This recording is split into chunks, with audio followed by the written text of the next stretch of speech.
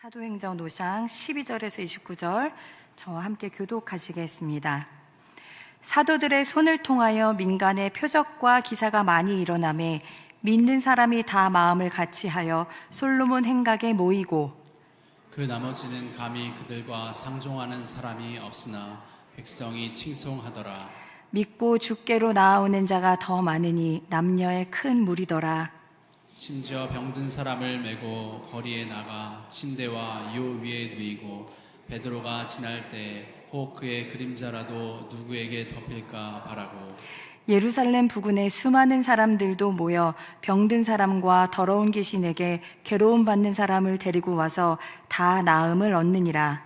대제사장과 그와 함께 있는 사람 즉 사두개인의 당파가 다 마음에서 가여 일어나서 사도들을 잡아다가 옥에 가두었더니 주의 사자가 밤에 옥문을 열고 끌어내어 이르되 가서 성전에 서서 이 생명의 말씀을 다 백성에게 말하라 하매 그들이 듣고 새벽에 성전에 들어가서 가르치더니 대제사장과 그와 함께 있는 사람들이 와서 공회와 이스라엘 족속의 원로들을 다 모으고 사람을 옥에 보내어 사도들을 잡아오라 하니 부하들이 가서 옥에서 사도들을 보지 못하고 돌아와 이르되 우리가 보니 옥은 든든하게 잠기고 지키는 사람들이 문에 서 있을 때 문을 열고 본즉 그 안에는 한 사람도 없더이다 하니 성전 맡은 자와 제사장들이 이 말을 듣고 의혹하여 이 일이 어찌 될까 하더니 사람이 와서 알리되 보소서 옥에 가두었던 사람들이 성전에 서서 백성을 가르치더이다 하니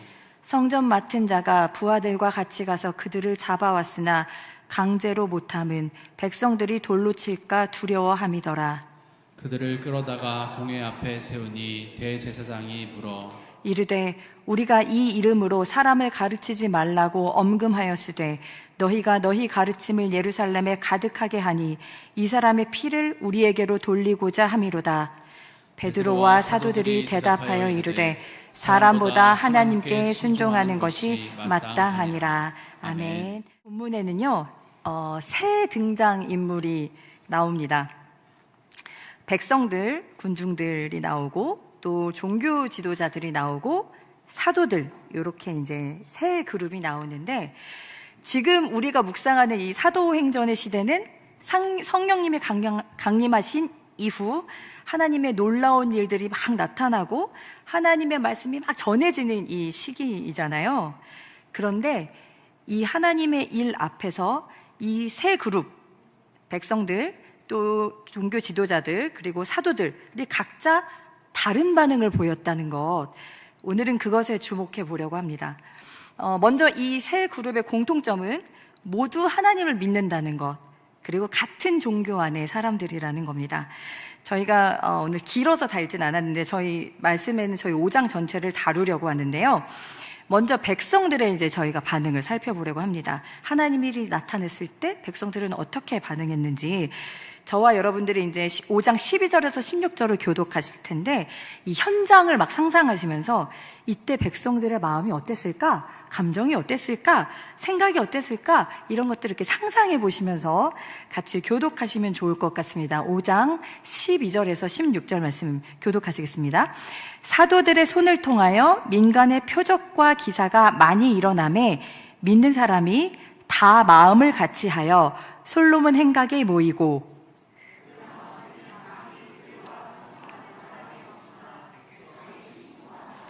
믿고 주께로 나아오는 자가 더 많으니 남녀의 큰 무리더라.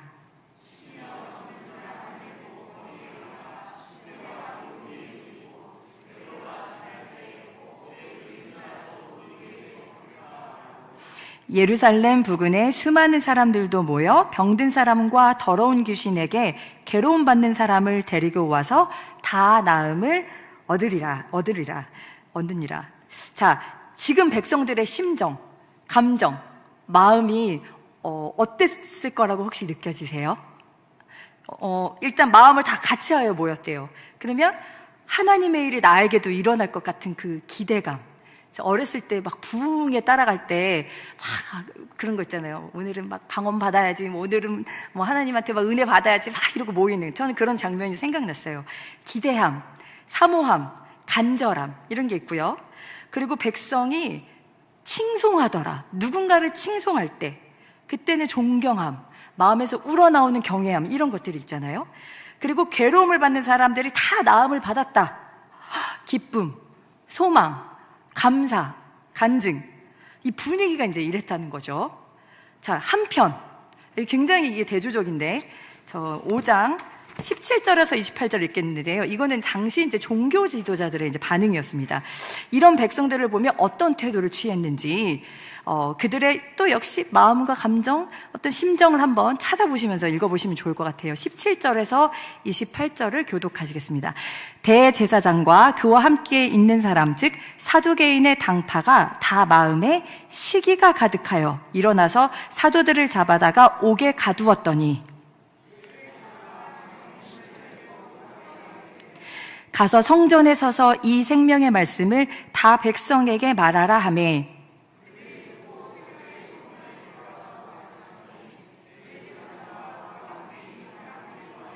공회와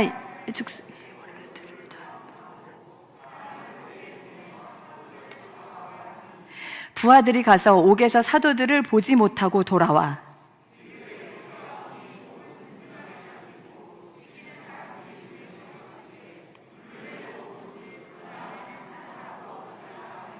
성전 맡은 자와 제사장들이 이 말을 듣고 의혹하여 이 일이 어찌 될까 하더니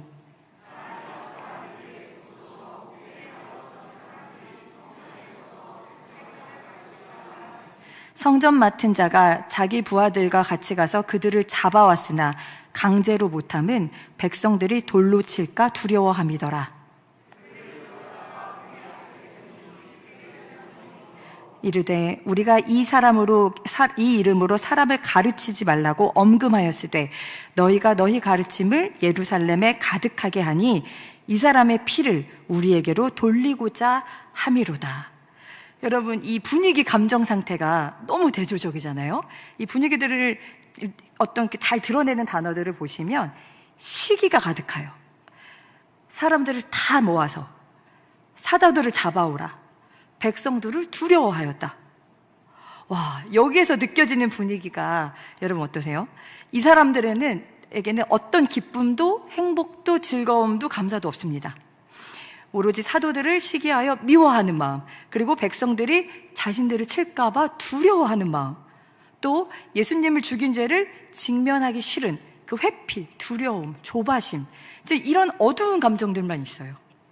아니, 지금 새로운 시대가 열렸는데 누구든지 예수님을 믿고 따르면 성령님께서 새로운 인생을 주시고 또 곳곳에 그런 하나님의 일들이 나타나고 다른 백성들은 괴로움이 기쁨으로 바뀌고 놀라며 간증하고 칭송하고 찬송하는데 이 그룹만 고리타분하게 둘러앉아서 이 어두운 마음을 공유하고 있는 거예요.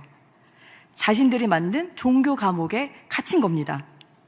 그러니까 자기들도 자유와 기쁨의 그 자리, 그 자리에 함께 경험할 수 있는 그 자리로 나아가야 하는데 그 자존심, 그 권위, 그 권력을 내려놓지 못해서 뭘 선택했냐? 자신들이 소외된 그 자리 있잖아요. 하나님의 일이 나타나고 백성들이 기뻐하는 그 요인을 제거해버리자. 우리가 가진 힘으로 우리를 불편하게 하는 저 사람들을 없애버리자. 너무도 비루하고 초라하고 비참하기 그지없습니다. 자, 그때 사도들은 또 어떻게 반응했냐? 5장 29절에서 32절 또 함께 상상하면서 읽어보겠습니다. 교독하시겠습니다. 베드로와 사도들이 대답하여 이르되 사람보다 하나님께 순종하는 것이 마땅하니라.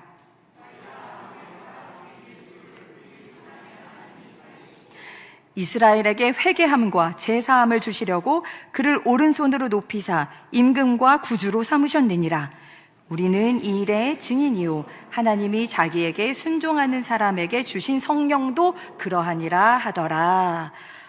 지금 베드로와 사도들에게는 굉장한 담대함과 용감함, 용기 이런 것들이 느껴집니다. 자신들의 말에는 성령님이 주시는 확신이 있고 자신들의 삶에는 성령님이 주시는 담대함이 있습니다. 왜? 증인이기 때문에. 내가 보았고 내가 경험했기 때문에. 그래서 베드로와 사도들은 담대하게 지금 지도자들이 듣기 싫어하는 그 두려워하는 그들의 죄를 또 직면시킵니다. 너희들이 죽인 예수를 하나님이 살리셨다. 그러니 지금이라도 하나님께 순종해라. 자, 그때 그 말을 들은 그 지도자들의 반응 한 절입니다. 33절 같이 읽겠습니다. 시작. 그들이 듣고 크게 노하여 사도들을 없이 하고자 할세. 그들은 인정할 수가 없는 거예요.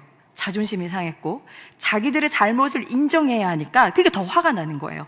내가 가지고 있던 권력, 권위, 힘, 균열이 생기니까 차라리 우리 사도를 죽이자 이렇게 생각한 것이죠. 그때 뒤에는 읽지 않고 제가 설명을 드리겠는데 가말리엘이라는 굉장히 존경받는 바리새인이 등장합니다.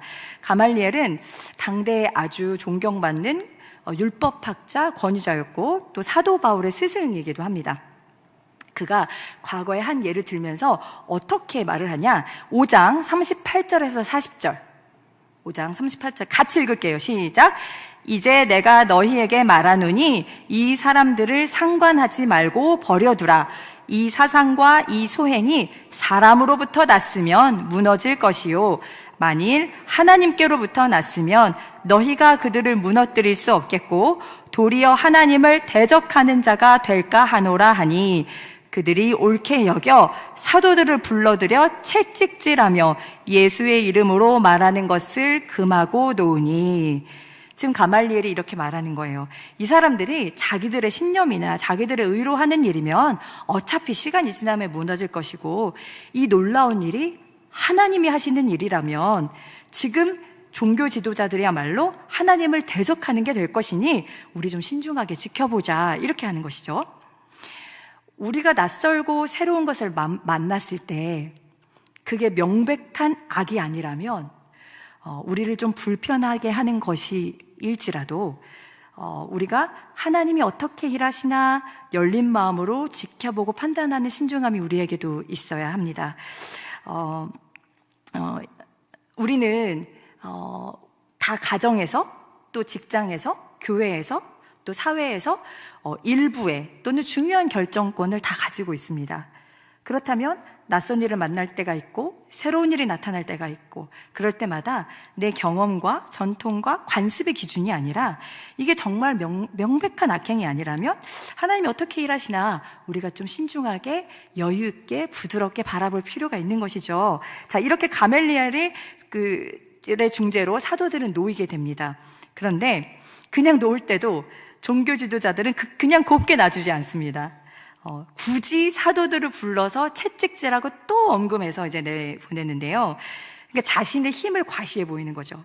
내가 어떤 사람이고, 내가 어떻게 할 수 있는 사람인지 힘으로 사람을 협박하는 장면. 네. 자, 그런데 사도들은 어떻게 반응했냐? 5장 41절에서 42절 함께 읽겠습니다. 시작. 사도들은 그 이름을 위하여 능욕받는 일에 합당한 자로 여기심을 기뻐하면서 공회 앞을 떠나니라. 그들이 날마다 성전에 있든지 집에 있든지 예수는 그리스도라고 가르치기와 전도하기를 그치지 아니하니라. 역시 그럼에도 불구하고 사도들은 예수님 때문에 핍박받음을 기뻐하면서 예수를 그리스도라, 또 예수님이 진짜 하나님의 아들이시다, 그러니 예수님을 주님으로 받아들이고 그분의 가르침을 따라야 한다라고 전했다, 이렇게 이야기가 마무리됩니다. 여러분, 근데요, 이 베드로와 사도들이 전한 이 말씀, 예수님을 너희가 죽였다, 인정하고 회개하고 돌이켜서 예수님을 믿고 따라라, 이 복음을요 이번에만 전한 것이 아니에요. 이거 굉장히 많이 들어보신 말씀이죠.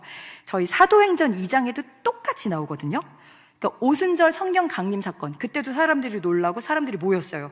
그때 이스라엘 사람들아, 이 말을 들으라 그러면서 오늘과 똑같은 말씀을 전해요. 그런데 그때는 오늘과 반응이 다릅니다. 저희가 그 2장을 다시 한번 살펴보겠습니다. 2장 36절에서 41절 네, 교독하시겠습니다. 그런즉 이스라엘 온 집은 확실히 알지니 너희가 십자가에 못 박은 이 예수를 하나님이 주와 그리스도가 되게 하셨느니라 하니라.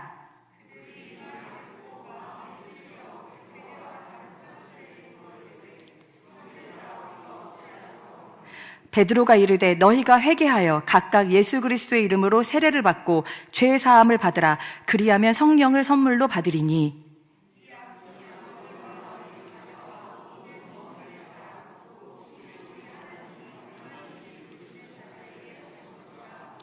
또 여러 말로 확증하며 권하여 이르되 너희가 이 패역한 세대에서 구원을 받으라 하니 그 말을 받은 사람들은 세례를 받음에 이날에 신도의 수가 3,000이나 더하더라. 그때 똑같은 말씀을 들었던 백성들은요, 마음이 찔려서 사도들에게 나와서 그러면 이제 우리가 어떻게 해야 합니까? 이게 진짜 바로 회개죠. 그래서 제가 어떻게 해야 합니까?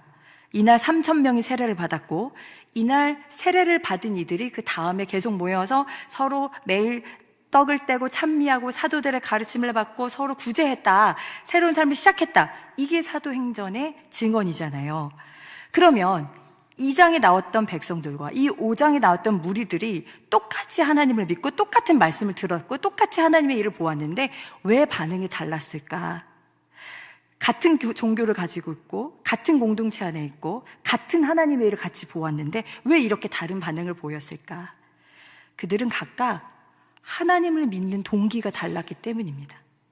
동기가 다르면 시선이 달라집니다.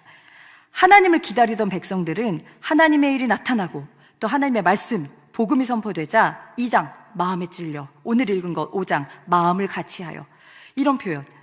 그리고 복음을 전하는 사도들 역시 하나님을 기다리고 바라던 자들, 하나님의 일이 나타나기를 간절히 바라던 자들이기 때문에 내가 사람보다 하나님께 순종하는 것이 마땅하도다 하고 담대하게 선포합니다. 하나님 외에 두려울 것이 없고 그들에게는 지금 처한 상황, 환경, 조건과 상관없이 양쪽 다 기쁨이 충만했습니다. 이 두 그룹에 있었던 것, 기쁨과 찬양과 소망과 감사. 그런데 마음이 굳은 이들은 하나님이 아니라 오히려 백성들이 자신들을 칠까 두려워했다. 왜 그렇게 생각했을까? 자신들이 가지고 있던 권위, 권력, 힘이 백성들로부터 왔다고 생각했기 때문입니다. 그러니까 여론, 인기, 인정받는 것, 이것을 통해서 자신들의 지위가 유지되어야 되는데 이걸 지금 사도들에게 가는 것 같으니까 사도들을 시기하는 마음이 일어난 것이죠. 여러분, 동기가 달라지면 시선도 달라지고 이렇게 바라보는 게 달라지면 신앙이 변질이 됩니다. 지금 이들의 시선에서는 무엇을 잃었을까요? 하나님이요. 온통 자기가 잃어버릴 것 같은 자기 권리, 기득권, 백성들의 민심만 보이는 거예요. 하나님이 무엇을 기뻐하실까? 하나님은 어떤 일을 계획하고 계실까? 하나님은 우리에게 어떤 일을 주실까? 이런 거에 전혀 관심이 없습니다. 오로지 지금 가지고 있는 이 조직과 체제를 유지하는 것, 지켜내는 것, 그 안에서 자신의 자리를 확고히 다지는 것. 너무도 안타까운 건 시선이 여기 이렇게 고정되고 나니까 하나님의 일을 같이 보고도 같이 놀라지 못하고 같이 기뻐하지 못하고 참여하지 못하고 오히려 소외되었다는 거, 너무나 안타까운 일입니다. 저희가 이제 지난주에 힐링 캠프를 다녀왔잖아요. 저희들이 정말 모두가 기뻐하고 행복하다라고 고백했던 영상으로 보셔서 다 잘 아시겠지만 물론 마지막 날 날씨도 너무 좋았고 또 좋은 숙소 있었고 프로그램들도 좋았고 너무 다 좋았다라고 하지만 우리가 정말 기뻐하고 감사했던 이유는 모두가 같은 마음으로 우리 안에 계신 하나님을 발견했기 때문입니다. 그래서 서로에게 감사했고 어른들은 청년들이 가기 전에 조금 걱정을 했어요. 원래 저희가 사전 모임을 조금 하고 갔었어야 됐는데 저희들이 영상으로만 보고 갔었거든요. 청년들이 이러는 거예요. 저희들 가서 혼나면 어떡해요? 저희들 가서 좀 잘못해가지고 어른들이 불편해하시면 어떡해요? 그런 걱정을 엄청 가지고 갔었어요. 그런데 우리 어른들은 비가 와도 뭐 갑자기 더워져도 그런 것과 상관없이 청년들에게 너무 고마워해 주시는 거예요. 그저 고맙다, 이쁘다, 즐겁다, 아우, 나는 너무 행복하다.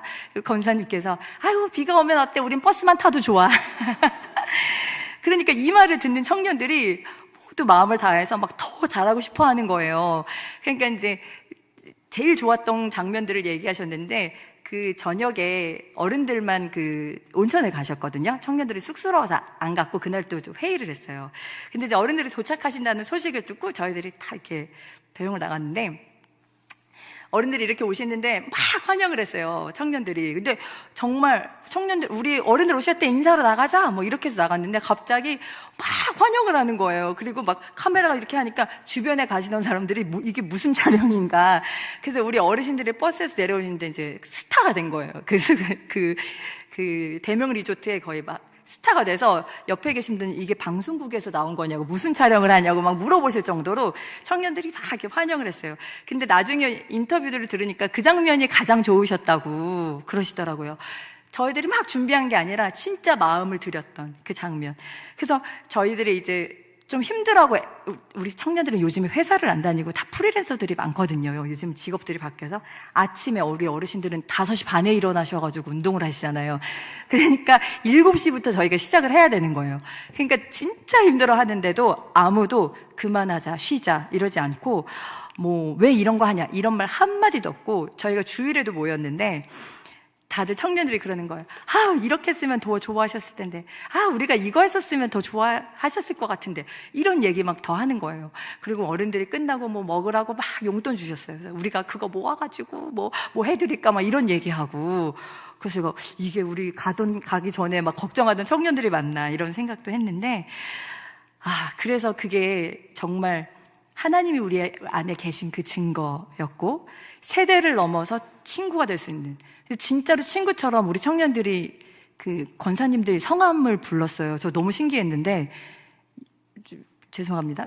명자 권사님, 그리고 뭐 퀴즈 맞췄는데 정답 화숙 권사님 막 이렇게 해서 저희가 되게 당황했는데, 김 권사님 하면 너무 많으니까. 근데 청년들이 그렇게 이름을 불러도 어른들이 다 너무 예뻐해 주시고, 그리고 우리 어른들은 또 조금 이렇게 누구야 이렇게 부르기 좀 그러셨는지 지호 선생님 뭐 이렇게 부르시더라고요.